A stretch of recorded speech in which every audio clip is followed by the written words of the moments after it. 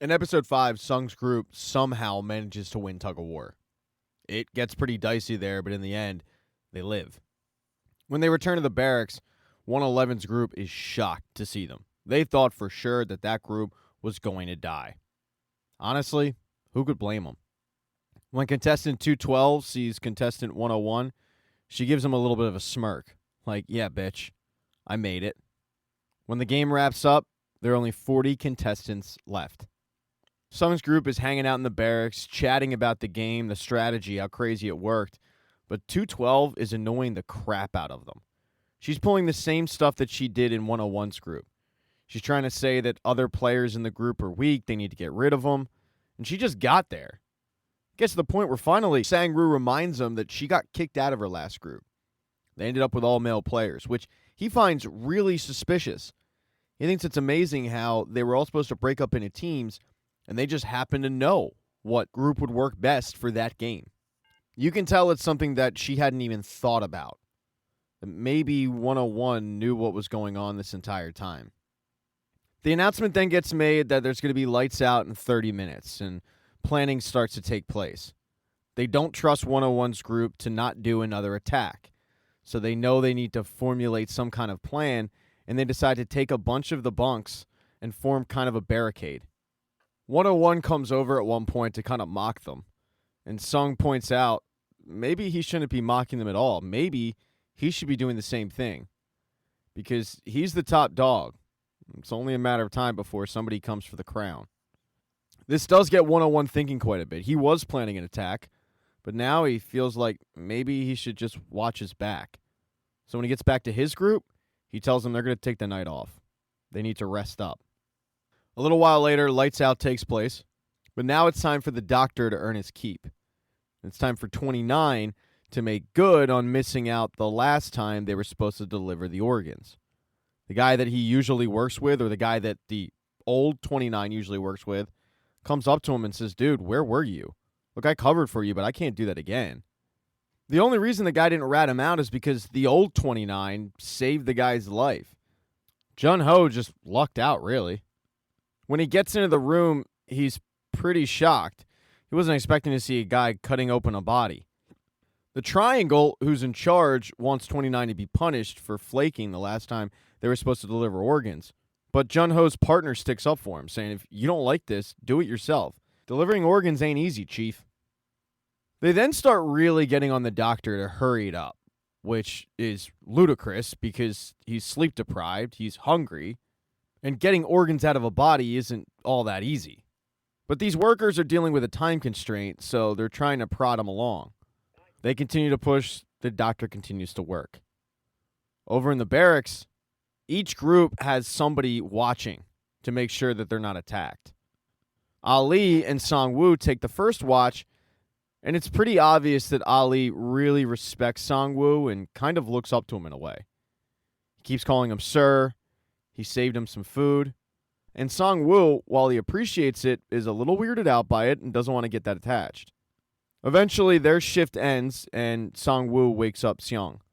Seong is standing there, just staring off into the abyss, when he starts to see visions. Visions of an attack that went down at his old job. There was a strike that took place. The company wanted to break that strike, and boy, did they ever. A lot of people died. Sung wasn't one of the people on the picket lines. He couldn't afford to get fired, but he ended up getting fired anyway. It was a dark time in Seong's life. He shares this with the old man, who remembers the story, because it was a big story. The story stops, though, when the old man kind of grabs his head. He's clearly in pain. When Seong feels it, the old man is burning up. Seong gets really, really concerned for this guy. He shares his concern with the team, and some people do want to help out. Surprisingly, one of them is the thief, Sub-Yak. They start to nurse the guy back to health, but then they have to take watch again. Down in the basement, the doctor continues to try to get these organs out as quickly as possible, under duress. While they're waiting, a couple of the workers talk about how they get these organs. There was one guy a while back who ended up waking up. He was like a zombie. When Jun-Ho hears this, even though there's not a lot of details, he is convinced that the zombie must have been his brother. The reason why he thinks this is because they mentioned the zombie only had one kidney. And his brother had donated a kidney to Jun Ho. So he's convinced that he's looking at his brother's murderers, but he's still able to keep his cool.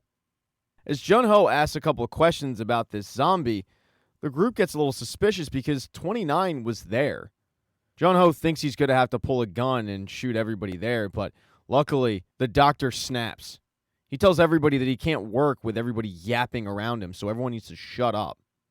Finally, in the wee hours of the morning, all the organs are harvested, and 29, along with his partner, head off with the shipment. As for the doctor, he wants his reward. He wants to find out what the game is. But the workers tell him, yeah, we don't know. We haven't been told yet. And the doctor loses it. He is pissed off. He demands that some worker go find out what this game is because he's not going to die having just harvested a couple of bodies for these people. The problem is the workers don't really care. He doesn't have a lot of leverage. So the doctor gets some leverage. He grabs a scalpel and holds it to a guy's neck, demanding they get some answers. They act like they're going to, and then the person tries to fight back. The doctor stabs him with the scalpel. He gets hit by the other worker. It gets pretty messy. The doctor takes off running. The problem is that place is a maze. I mean, there's steps and a bunch of doors. He doesn't know where to turn. All the while, he's being chased by workers who want to catch him. He finally ends up in the room where they played the honeycomb game, but he gets caught by one of the workers. And while he has a crowbar, this guy's got a gun. The worker, though, doesn't want to shoot the doctor. They need him. So they're just going to try to talk him off the ledge. As the worker is trying to talk him off the ledge, he realizes this isn't going to work. The doctor's too far gone. So he starts to sweet talk him, trying to get behind him so he can attack him. And that's when the guy gets shot. He gets shot by the front man. He doesn't care that the group decided to sell the organs. What he cares about is that he ruined the most important asset of the game, equality. He was giving the doctor preferential treatment. That's what he cares about. So he kills him. And then he instructs the workers to kill the doctor. As for the organs that the doctor was harvesting, well, Jun Ho and his coworker took off. There were a bunch of hidden tunnels throughout the facility that led to an underground cave with a bunch of scuba equipment, and you would just dive out, find a boat, deliver the organs, and then dive back. The thing is, Jun Ho's questions raised a lot of suspicions with his coworker. So while Jun Ho's back is turned to him, the coworker pulls out a knife and says, "Who are you? You're not 29.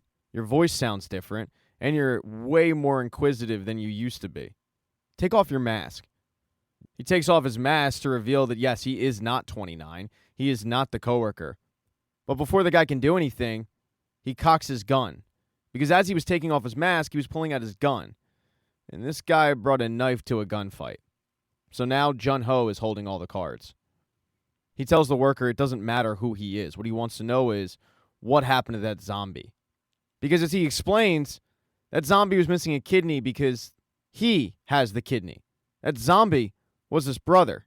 And immediately the worker, who is terrified at this point, says, No, that's impossible because that person was a girl. Jun Ho doesn't really believe him, but the guy says, check the list. There's a list of all the players with all their info and their medical records. Go check that. Jun Ho asks where these records are, and the guy says it's in the room where the leader's in. You know him. He wears a mask way different than everybody else. Now that he's got the answers he needs, he shoots the guy and takes off to find those records. He climbs up the ladder that the worker had pointed to, and he does get to the front man's office. He starts sneaking around with a gun, waiting for someone to pop out. But then he hears an alarm go off, and that's because the front man is onto him. After he found out about the organs getting harvested, it wasn't hard to find where they were doing that.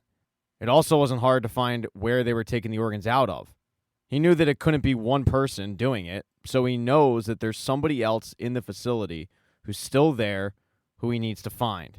The front man decides to do a roll call, and he's able to figure out that he's looking for number 29. Jun Ho, however, is not deterred by the sirens. He continues to make his way through the front man's office, and he does find those records. This game dates back to as early as 1999. And just as the guy said, there's records for everybody. But as he looks through them, he doesn't find his brother's name. He finds a book, though, that has all the winners on it. As he combs that, he sees his brother's name, Thank you so much for checking out this recap. Please consider subscribing to the channel and subscribing to my Patreon. Hit thumbs up if you liked it. Smash that thumbs down button if you thought it sucked. If you left a comment, I don't get back to you. I usually don't check the comments unless they're like a super comment. Also, if you don't see the next video up on the end screen, not to worry, it'll be up in a day or two.